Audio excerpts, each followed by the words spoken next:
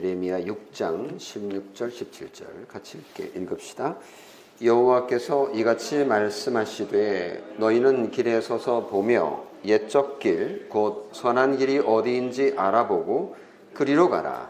너희 심령이 평강을 얻으리라 하나 그들의 대답이 우리는 그리로 가지 않겠노라 하였으며 내가 또 너희 위에 파수꾼을 세웠으니 나팔 소리를 들으라 하나 그들의 대답이 우리는 듣지 않겠노라 하였도다.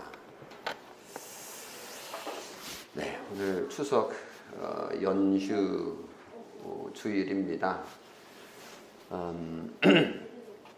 조상들을 생각하고 또 옛것을 생각하는 그런 날이 아닌가 싶은데요.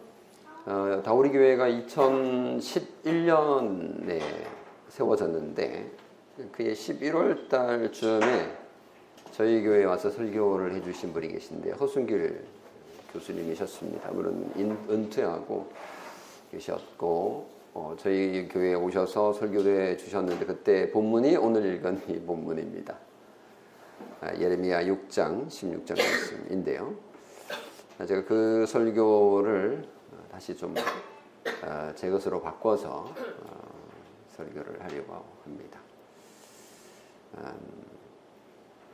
추석 연휴인데 우리가 쉬는 공휴일로 생각할 수도 있습니다. 어쩌면 우리 삶을 한번 돌아보는 그런 기회일 수도 있겠죠. 인생은 나그네 길이다라는 노래 가사가 있는 것처럼 인생을 길로 이렇게 표현할 수 있는데 우리 인생길을 가다가 보면 선택을 해야 될 때가 있습니다. 갈림길이라고 그러죠.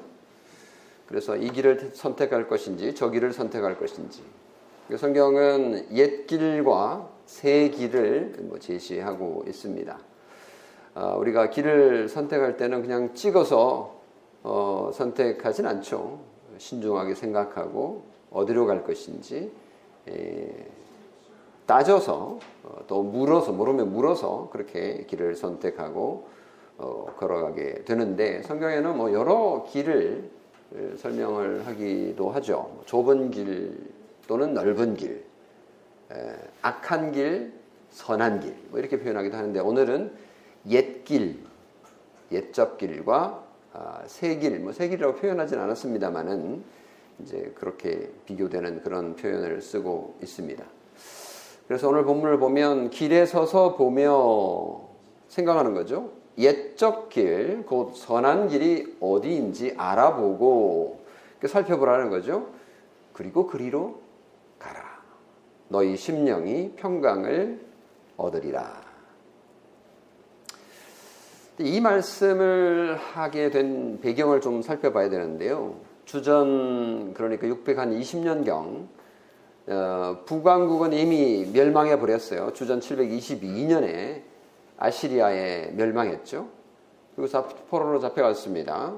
그리고 남유다가 남아 있었어요. 620년경 남유다가 이제 교회처럼 남아 있었는데 이것도 이제 교회라고 볼 수 있어요. 남유다 교회 이렇게 불러 볼까요? 구약 시대나 신약 시대 오늘이나 본질적으로 교회는 하나입니다. 예수 그리스도로 인해서 우리가 구원을 먼저 받거나 뒤에 받거나 이렇게 시간적인 차이가 살았던 차이가 있을 뿐이지 동일한 교회라고 보면 되는데 그들에게 명령한 하나님의 이 명령은 주전 620년에 살았던 그들에게 주어진 말씀이기도 하지만 주후 2000년이 지난 오늘 우리에게도 동일하게 주시는 말씀으로 받을 수가 있는데 오늘 첫 번째 설교 주제 첫 번째 대지는 옛적 길은 그럼 뭐냐? 입니다. 남유다 왕들 가운데 꽤 괜찮은 왕들이 있었는데요. 마지막 몰락하기 전에 그래도 꽤 괜찮은 왕이 하나 있었습니다. 누굴까요? 요시야라는 왕입니다. 이 요시야가 선한 왕으로 분류가 되는데 그의 조부 므낫세 이후 므낫세는 좀 악한 왕이었어요. 선한 왕이 태어난 겁니다. 그 악한 왕 밑에 어떻게 선한 왕이 태어났느냐? 은혜지요. 역대하 34장 36장에 보면 왕들의 이력이 쭉 나열이 되는데 여호와 보시기에 악을 행하였다라는 말이 계속 반복되거든요. 정말 희망이 없어 보일 정도입니다. 그런데 17대 남유다 왕이었던 요시야가 나타나서 종교개혁을 하게 됩니다. 다윗의 길로 행하여 좌우로 치우치지 않았다라는 표현이 요시야 왕에게 적용이 되고 있는데요. 정말 대단한 왕이었습니다. 요시야가 다스린 지 12해 되던 때, 그러니까 요시야는 20살쯤에 아마 왕이 된 것으로 보이는데 12해 됐으니까 32살 정도 된 그 시점에 주전 한 622년 이 정도 된 것 같아요. 이때 영적인 이제 개혁, 종교 개혁을 실시를 하게 되는데 나라를 영적으로 깨끗하게 치웁니다. 바알 우상도 치우고 아세라 우상도 치우고 그래서 전국에 있는 이런 우상들을 제거하기 시작을 하면서 영적으로 엄청난 종교 개혁을 일으키게 된 겁니다. 그러다가 통치 13년이 되던 때, 그러니까 그 다음 해에 예레미야 선지자를 만나게 되는 겁니다. 예레미야 선지자가 등장하게 된 거죠. 그래서 요시야 왕과 아주 좋은 협력자가 되어서 종교개혁을 이끌어갈 수 있었습니다. 그런데 종교개혁을 시작한 지 6년쯤 되었을 때 성전 수리를 하게 되는데 그때 놀라운 일이 벌어졌어요. 제사장 hil기야가 율법책을 성전에서 발견한 겁니다. 이게 무슨 말인가? 이상하죠? 아니 성전에 성경책이 없는 시절이 있었다라는 얘기이잖아요. 요시야가 발견한 이 성경책이 도대체 뭐였을까? 율법책이 뭐였을까라는 것을 학자들이 추정해 보는데 아마도 신명기였을 것이다. 모세오경 중에 신명기였을 것이다 라고 보는 건데 그 말은 그 이전에는 이거를 몰랐다라는 거 아니겠습니까? 그래서 이 신명기 성경을 발견을 하고는 이 요시야 왕이 그 내용을 읽었지 않겠습니까? 읽고는 세상에 옷을 찢고 통곡을 합니다. 언약의 말씀이 요시야의 마음을 터치했던 것 같아요. 이 율법의 말씀이 요시야 왕의 마음을 찔렀던 것이죠. 그래서 왕이 엉엉 울고 정말 난리가 났습니다. 이 언약의 말씀을 요시야만 읽는 것이 아니라 대신들에게 읽어주고 그리고 백성들에게 들려줍니다. 그렇게 해서 종교개혁이 정말 전국적으로 이루어지게 되었으니까 그래도 희망을 보게 되었습니다. 요시야 왕이 발견했던 옛책, 그러니까 옛적 말씀이잖아요. 옛 언약의 말씀, 이게 바로 옛적 길이라고 볼 수 있습니다. 옛적 길이라는 것은 지침서라고도 볼 수 있죠. 그러니까 어느 길로 가야 우리가 행복한 삶을 누릴 수 있는지를 가르쳐 주는 지침서와 같은 옛적 길을 발견했던 것이죠. 우리가 가지고 있는 이 성경책은 얼마나 오래됐을까? 길게는 한 3,500년, 3,600년 정도 됐을 것이라고 봅니다. 물론 여기 그만큼 안 된 내용도 있지만 제일 오래된 것은 3,500년 이상 됐을 것이다 라고 보는데 정말 옛날 책이죠. 이게 요즘 깨끗한 책으로 찍혀 나오지만 정말 오래된, 내용은 오래된 책입니다. 이게 옛적 길인 거죠. 하나님을 알 수 있는 길, 하나님께서 주시는 복을 얻을 수 있는 길, 이것에 대해서 여기에 기록되어 있는데 신명기 내용 전체의 요약을 어떻게 할 수 있을까? 10계명도 안에 있지만 28장 내용을 보면 신명기 전체의 핵심을 알 수가 있는데요. 여기 보면 간단해요. 하나님의 언약의 말씀에 순종하면 너희 민족이 복을 얻을 거다. 뛰어난 민족이 될 거다. 그래서 순종하면 들어가도 복을 받고 나가도 복을 받을 것이다. 이런 말 들어보셨죠? 이게 신명기에 나오는 말씀이거든요. 근데 그 반대는 뭘까요? 만약에 불순종하면 어떻게 될까요? 네, 저주를 받게 될 것이다. 들어와도 저주를 받고 나가도 저주를 받을 거다. 이렇게 말하고 있습니다. 그래서 우리는 인생의 갈림길에서 선택을 해야 될 때에 순종을 선택할 것인지 불순종을 선택할 것인지를 고민해야 되고요. 우리는 순종의 길, 옛적 길을 선택해야 될 것입니다. 우리 각자는 복과 저주, 번영과 징벌의 갈림길에서 선택을 해야 되는데 신중하고 책임있게 선택해야 할 겁니다. 옛적 선배들의 복된 길로 가는 것이 우리에게 행복한 길이라는 것을 가르쳐 주는 거지요. 자, 그러면 왜 우리가 이제 옛적 길로 가야 되겠느냐? 성경은 두 가지 이유를 말하는데요. 첫 번째 이유는 옛적 길이 선한 길이기 때문이다. 옛것이라고 무조건 선한 것이라고 말하는 건 아니에요. 옛길 가운데 악한 길도 분명히 있어요. 근데 여기서 말하는 옛적 길이 선한 길이라는 것은 하나님께서 주신 언약의 말씀을 얘기하는 거죠. 그래서 옛적 길을 번역을 하면 뭐 다양하게 번역할 수 있는데 ancestors path라고 번역하는, 그러니까 조상들이 걸어간 길로 번역하는 분들도 있고요. 그냥 진짜 옛날 길 이렇게 번역하는 분도 있는데 선조들이 조상들이 바르게 갔던 그 길, 역대기에서는 주로 다윗의 길 이렇게 표현을 하는데요. 다윗이 갔던 그 길을 걸어갔다라고 하면 잘하고 있는 거고 그게 바로 옛적 길이다라고 할 수 있는 거죠. 지금 예레미야가 말하고 있는 이 시점에서는 요시야가 걷고 있는 그 길이라고 보시면 됩니다. 예레미야는 요시야 이후, 요시야가 죽고 난 이후의 왕들 멸망하기까지, 예레미야가 남유다가 멸망하고 나서 이집트로도 잡혀갔다가 또 바빌론으로 잡혀가다가 막 이런 것들을 다 경험하는데 예레미야의 이 말은, 이 예언은 요시야 이후에 사건까지 다 포함하는 것인데, 그래서 요시야 왕이 걸어갔던 그 종교개혁, 그 개혁의 길을 따라가야 된다라는 말을 하고 있는 것이죠. 그래서 우리는 살아가면서 어떻게, 어느 길을 택해야 할 것인가 너무나 분명하죠. 명확하죠.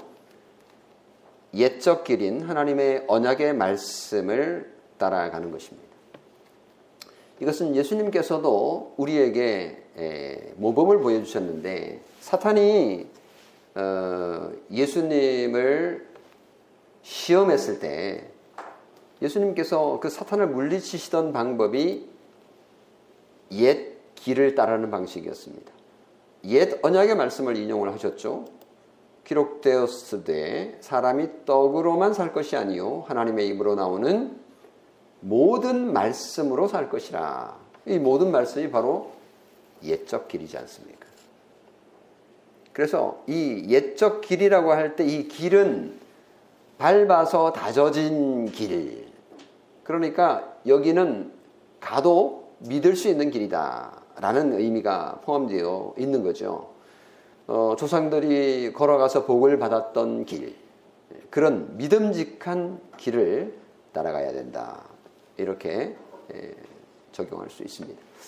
물론 여기에 이 길이라는 것은 영어로 way 이렇게 표현이 되는 이 길은 동양에서는 길도자를 써서 도라고 볼 수 있죠. 옛적의 조상들이 믿었던 도를 따라가라. 그게 길도지 않습니까?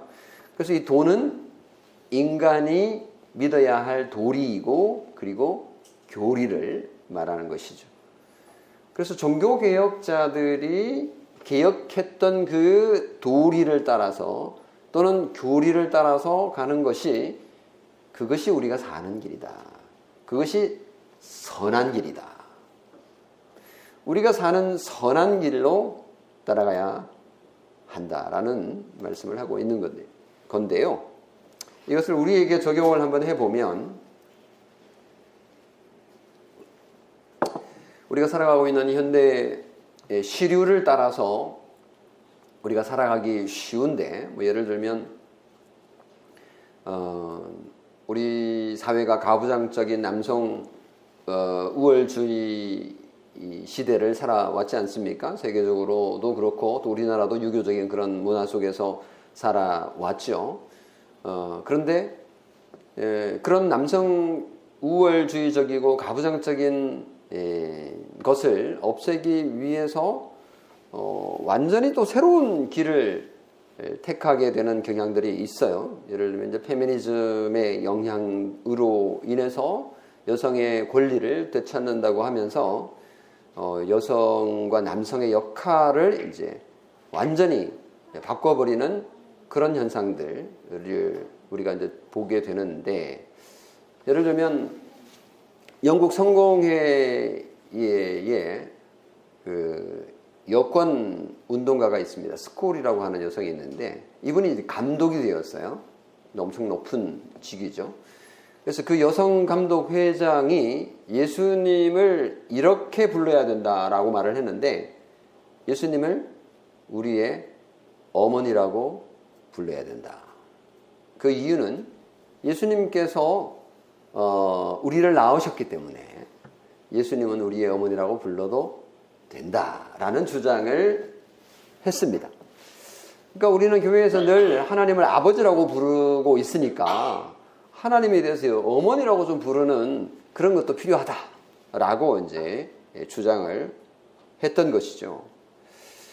한국에서도 페미니스트들이 꽤 많이 활동하고 있고 또 영향을 많이 미치고 있는데 주기도문 새 번역할 때요. 주기도문도 새 번역한 게 있어요. 우리 성경책 앞뒤에 보면 있는데 이 번역에 대해서 상당히 반발을 많이 했었습니다. 물론 성공하지는 못했습니다만은 그게 무슨 말이냐면 하늘에 계신 우리 아버지요 라고 하는 이 아버지라는 하나님에 대한 호칭을 그대로 번역해서는 안 된다라고 주장을 했다는 것입니다. 그러니까 하나님의 말씀 옛 길을 벗어나서 새로운 길로 가겠다는 이런 움직임들이 만만치 않게 우리 주변에 있다라는 것을 기억하고 새로운 길이 호기심도 있고 또 좋아 보일지 모르지만 그러니까 매우 조심해야 한다라는 것을 기억해야 할 것입니다. 왜냐하면 해 아래는 새 것이 없기 때문에 우리가 옛적 길을 걸어가는 것이 얼마나 중요한 것인지 우리에게 복된 것인지를 기억하는 것이죠. 또 한 가지 예를 들면 동성결혼 같은 이런 것들도 요즘 우리에게 심심찮게 들리는 주제입니다. 세상은 지금 동성결혼 특히 선진국을 중심으로 점점 인정하는 분위기이고 또 그렇게 하지 않는 나라들이나 또는 교회들은 뒤처진 그런 교회나 또는 나라라고 생각하는 경향들이 많아져 가고 있는 상황 속에 우리는 살아가고 있습니다. 동성 결혼을 인정하는 것이 새 길이라면 우리는 성경에 기록된 하나님의 말씀대로 죄가 무엇인지 분명하게 기억을 하고 옛 길로 걸어가야 할 것입니다. 우리가 살고 있는 현재 영적 세상의 형태는 상황은 매우 심각합니다. 점점 영적으로 어두워져 가고 있는 이 시기에 우리가 옛적 길만이 선한 길임을 기억을 하고 걸어가야 할 것이라고 생각합니다. 앞으로 우리가 걸어가야 될 길들이 만만치 않습니다. 엄청난 핍박도 됩니다. 그런 것들을 우리가 다 감안하면서 가야 될 그 길이라는 것을 기억해야 할 것입니다. 두 번째, 왜 우리가 옛적 길로 가야 되느냐? 이유는 옛적 길에 평강이 있기 때문입니다. 예레미야 6장 16절 뒤쪽에 보면 너희 심령이 평강을 얻으리라. 여기 이제 평강이라는 단어는, 여기 사용되는 단어는요, 성경에 꼭 한 번 나오는 단어입니다. 샬롬하고는 좀 다른 건데 번역을 그렇게 했어요. 본래 이 단어는 쉼과 휴식이라고 번역을 할 수 있는 그런 단어입니다. 또는 쉼의 장소로 번역할 수도 있는, 쉼터 이렇게 번역할 수 있는 거죠. 그러니까 옛적 길로 가야만 너희가 평안을 누릴 수 있는 거야. 거기에서만이 제대로 쉴 수 있는 거야 라고 말하고 있는 것이죠. 그래서 우리가 새로운 길로 걸어가면 우선 상당히 기쁘고 또 자유하는 것 같지만 옛적 길로 가야만 진정한 의미의 쉼을 얻을 수 있고 휴식을 얻을 수 있을 것이다 라고 성경은 우리에게 전하고 있습니다. 그런데 이상합니다. 이스라엘 백성들이 이 말씀을 듣고 어떻게 반응합니까? 그들의 대답이 우리는 그리로 가지 않겠노라. 우리는 옛길로 가지 않겠다라고 고집을 부립니다. 남유다 백성은 예레미야의 복음 선포를 단호하게 거절하고 있습니다. 요시야 왕 때만 해도 괜찮았어요. 근데 그 다음 세대의 왕들이 등장하면서 다시 타락하기 시작합니다. 하나님의 말씀에 순종하지 않습니다. 선한 길을 좋아하지 않습니다. 믿지 않고 순종하지 않는 거죠. 하나님의 말씀에 저항합니다. 어떻게 이런 일이 가능했을까요? 언약 백성 아닙니까? 선민 아닙니까? 아무 소용 없었습니다. 그들에게 믿음이 없으니 옛 길을 좋아할 리가 없는 거죠. 하나님의 언약은 약속과 요구로 이루어져 있잖아요. 하나님의 약속은 옛적 길을 가면 복이 있을 거야. 그게 선한 길이야. 라고 약속하고 있습니다. 이 약속을 복음으로 선포하지만 높은 자와 낮은 자에게 선포하지만 그들은 다 하나같이 반항하고 있습니다. 요시야 왕이 개혁을 추진했지만 그 다음 세대에 가서는 깡그리 하나님을 배신하고 언약의 말씀을 듣지 않겠다. 우리는 그리로 가지 않겠다라고 반응하고 있는 모습을 봅니다. 요거를 조금 다른 형태로 또 표현을 했는데요. 17절에 보면 내가 또 너희 위에 파수꾼을 세워서 나팔 소리를 들으라 하나 그들의 대답이 우리는 듣지 않겠노라 하였도다. 참 대단하죠. 불신앙이 얼마나 참 무서운지 보여주는데요. 나팔 소리를 파수꾼이 불고 있는데 뭐 그런 거 있었어? 안 듣겠다라는 거죠. 다 흘려보내는 거예요.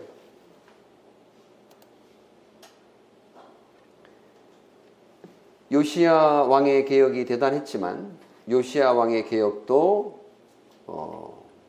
그 다음 세대에 가서는 영양가가 없었던 거죠. 참 이런 면에서 우리가 우리 자신을 인간을 믿을 수 없다라는 것을 확인하게 됩니다. 그러니까 요시야 왕 시대에만 종교 개혁이 있었고 그 전에도 그 후에도 다 다시 원 상태로 되돌아갔던 것입니다. 다음 세대는 모두 다 하나같이 악을 행하며 옛적 길로 가지 않으려고 버텼던 것입니다. 새로운 길이 자기들이 가야 할 길이라고 믿었던 것이죠. 하나님께서는 그들을 어떻게 하셨습니까? 악한 왕들이 다스리는 죄악 가득한 남유다도 결국은 쓸어버리십니다. 그래서 결국은 남유다도 멸망하고 말았던 것이죠. 개혁을 거절하는 남유다의 상황, 그들의 상황, 그 당시의 상황이 어떠했느냐? 그들은 나름 행복했어요. 어떻게 행복했냐고요? 그들은 좋은 말만 듣고 싶었고 또 그랬습니다. 그 당시에 거짓 선지자들이 있었기 때문이죠. 그들은 이스라엘 백성들에게 평안하다를 끊임없이 세뇌시켰습니다. 문제 없습니다. 문제 없어요. 여러분 그렇게 살아도 됩니다. 문제 없어요. 라고 가르쳤던 것이죠. 참된 선지자였던 예레미야가 문제가 있어요. 문제 있다고요. 문제 있습니다라고 외쳤지만, 평안하지 않더라고 외쳤지만 그들은 예레미야를 옥에 가둡니다. 성도 여러분, 지금 이 시대에도 하나님의 말씀을 바르게 전하면 환영받지 못합니다. 60세가 넘은 예레미야 선지자가 젊은 왕 시드기야에게, 시드기야가 이제 맨 마지막 왕이에요. 멸망하기 전. 시드기야에게 조언을 하는데 시드기야는 예레미야의 말을, 조언을 무시합니다. 하나님의 심판을 얘기하지만 그 말을 불쾌하게 받습니다. 고리따분한 영감탱이가 무슨 조언을 한다는 거야. 뭐 이런 투로 무시한 것이죠. 당시 시드기야 또 여호야긴 뭐 이런 왕들을 보면요, 나름 합리적으로 판단을 한다고 생각을 했어요. 예레미야 선지자는 너희들이 하나님의 심판을 받아서 멸망할 건데 이미 되돌이킬 수는 없어. 그런데 지금이라도 늦지 않았으니까 회개해. 붙잡혀가라. 바빌론에게 붙잡혀가라 라고 말을 했으니 이 왕들이 볼 때는 예레미야야말로 매국노라고 생각했을 거 아니에요? 예레미야의 말이 하나님의 말로 들리지 않았던 것이죠.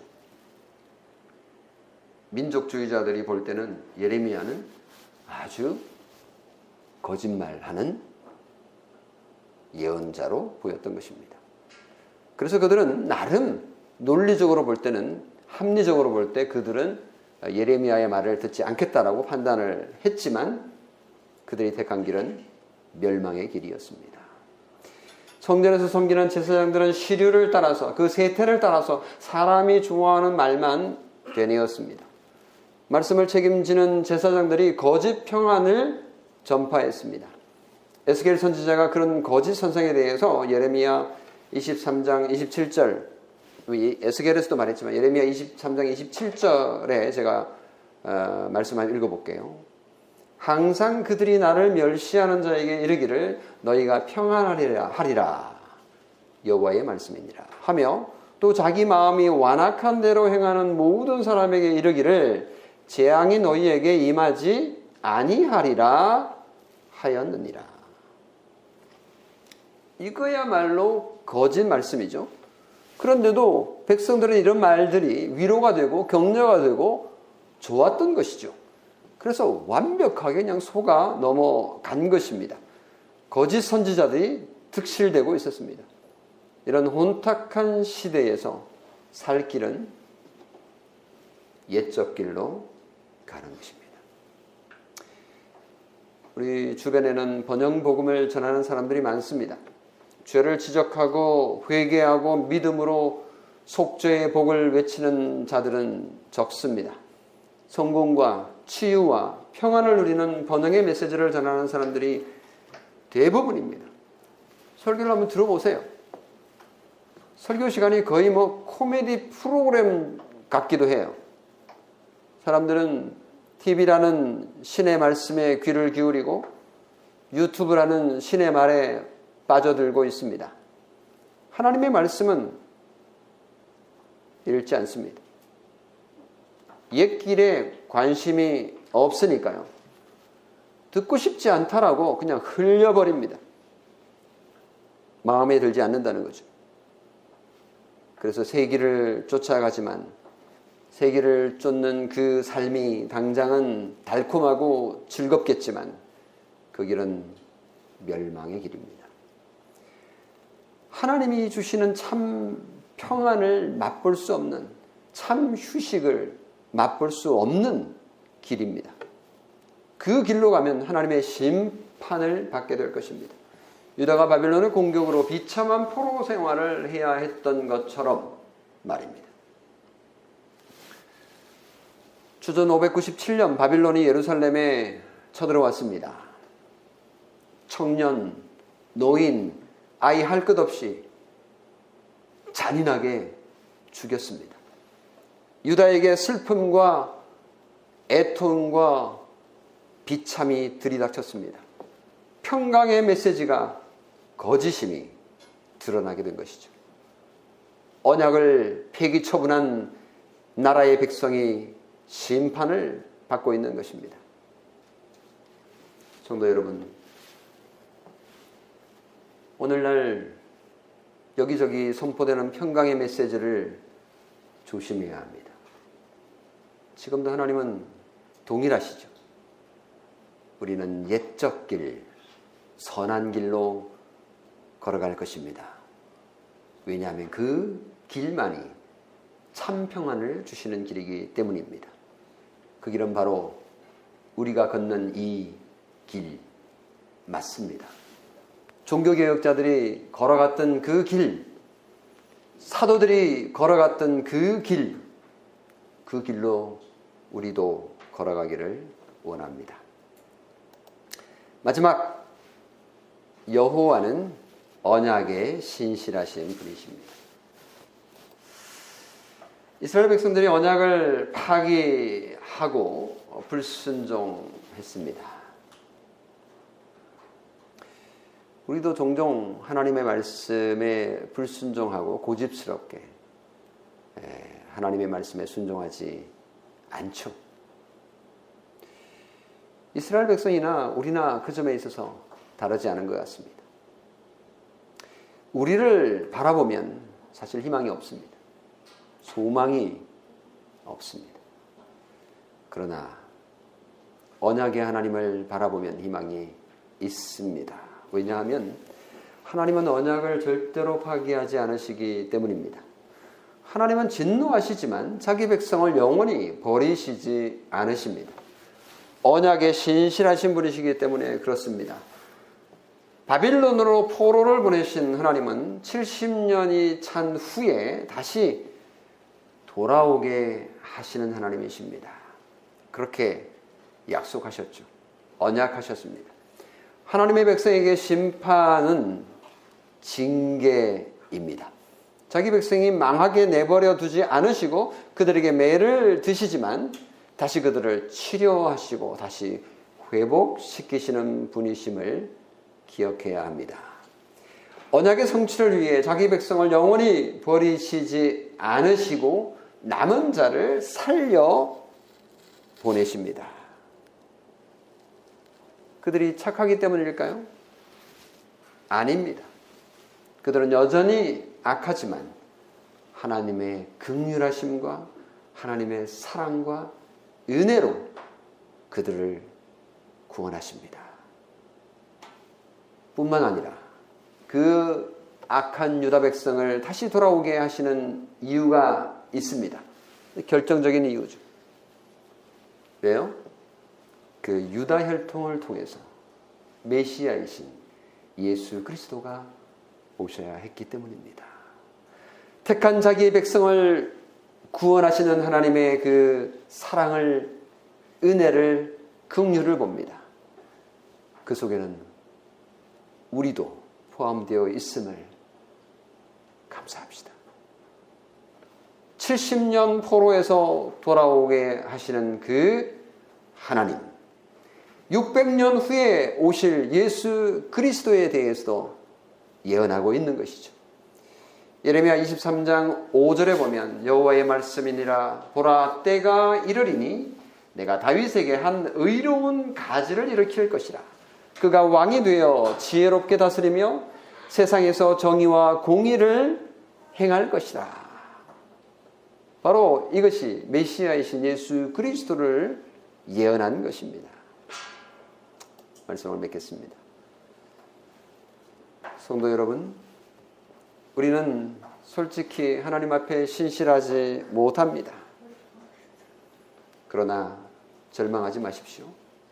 하나님께서 하나님 당신의 언약에 신실하시기 때문입니다. 언약에 신실하신 그 하나님은 이스라엘 유다 백성에게 뿐만 아니라 그 남은 자들에게 뿐만 아니라 오늘 우리에게도 동일하신 분이심을 믿으십시오. 기어코 복을 주시는 신실하신 하나님이십니다. 오늘 이 순간에도 옛길과 새길, 평강과 심판의 갈림길에 우리는 서 있는데 어느 길을 선택하시겠습니까? 옛적 길은 어쩌면 시대를 역행하는 길일 수 있습니다. 남들이 손가락질하는 길일 수 있습니다. 아무도 그 길로 가지 않는 좁은 길일 것입니다. 그러나 우리는 그 길로 걸어가겠습니다. 평강의 복을 약속하신 하나님께서 복 주시는 옛적 길, 선한 길, 그 길로 걸어갑시다. 아멘. 기도하겠습니다. 좋으신 선하신 하나님 아버지, 옛적 길로 걸어가라 우리에게 명하시고 설득하시고 또 우리를 그렇게 부르시는 하나님의 음성을 오늘 듣습니다. 곰곰이 생각하고 인생의 갈림길에서 선택해야 해야 할 때에 우리는 하나님의 언약의 말씀인 옛적 길을 선택하겠습니다. 그 길을 선택했습니다. 때로는 우리가 의심이 생기기도 하고 때로는 넘어지기도 하지만 이 길이 종교개혁자들이 걸어갔던 이 길이 사도들이 걸어갔던 이 길이 그리스도께서 걸어갔던 그 길이 참된 길임을 복된 길임을 선한 길임을 기억하고 믿게 하여 주시옵소서. 우리 구주 예수 그리스도의 이름으로 기도합니다. 아멘.